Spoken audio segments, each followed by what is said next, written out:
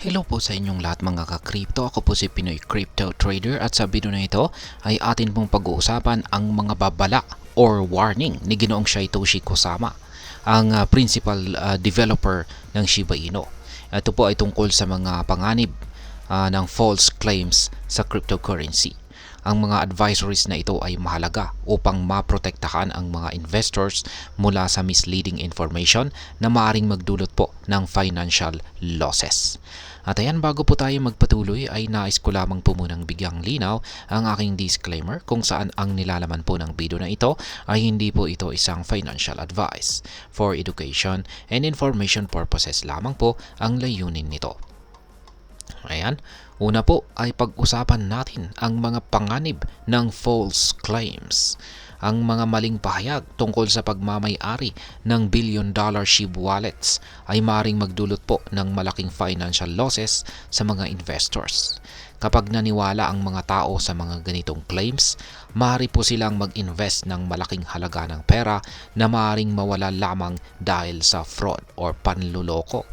Pangalawa, ang market manipulation. Yan po ang pangalawa, ang market manipulation. Ang mga fraudulent claims ay maaring mag-manipulate ng market sentiment na nagdudulot ng unnecessary volatility at nakakaapekto sa presyo ni SHIB. Ang ganito pong klaseng manipulation ay maaring magdulot ng panic buying o selling kung saan ay hindi maganda para sa stability ng market. Pangatlo ay ang trust issues. Kapag paulit-ulit na-expose ang mga investors sa false information, nawawala ang tiwala nila sa cryptocurrency ecosystem. Ito ay nagiging hadlang para sa mga legitimate projects na makakuha ng traction at support mula sa community. Ngayon ay paano nga ba i-verify ang wallet claims? Ngayon ay paano nga ba natin maiiwasan ang mga ganitong panganib? Kaya meron po itong ilang mga steps na inirekomenda ni Ginoong Kusama para ma-verify ang mga wallet claims. Una ay ang direct contact. Ang mga investors ay dapat direktang makipag-ugnayan sa mga wallet holders upang ma-verify ang kanilang claims. Huwag basta-basta maniniwala sa mga pahayag na walang sapat na basihan. Pangalawa ay request transfers.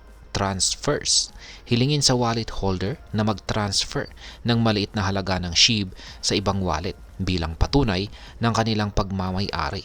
Ito ay isang mahalagang hakbang upang masiguro na hindi ka naloloko ng mga fraudulent whale tactics. Pangatlo ay follow protocols.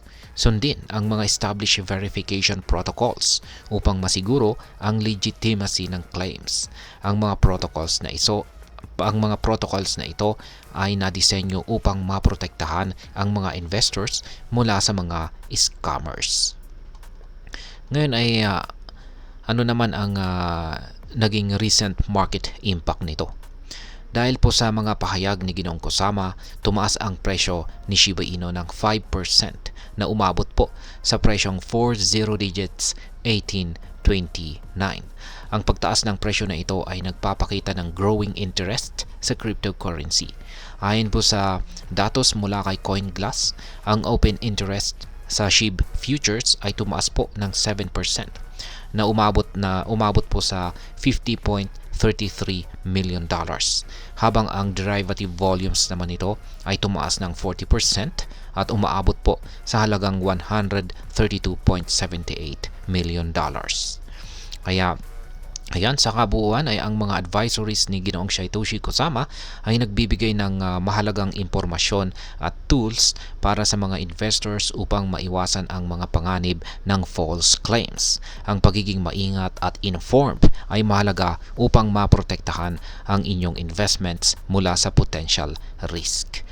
Ngayon ay ang masasabi ko naman po rito ay ang babala ni Ginoong Satoshi Kusama ay napakahalaga lalo na sa dynamic at minsan ay deceptive na mundo ng cryptocurrency.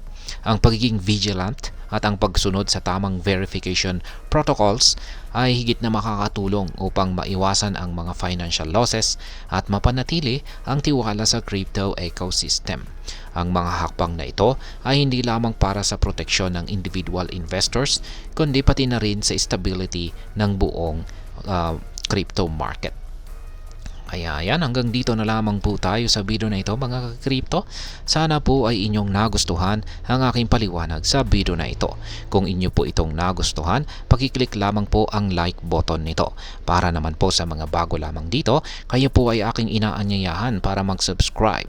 Pakiclick na rin po ang bell icon nito dahil ito po ang siyang magsisilbing notification nito sa mga bago kong videos na akin pong ina-upload sa aking YouTube channel na ito. Marami pong salamat sa panonood, ingat po tayo lagi at God bless po sa ating lahat.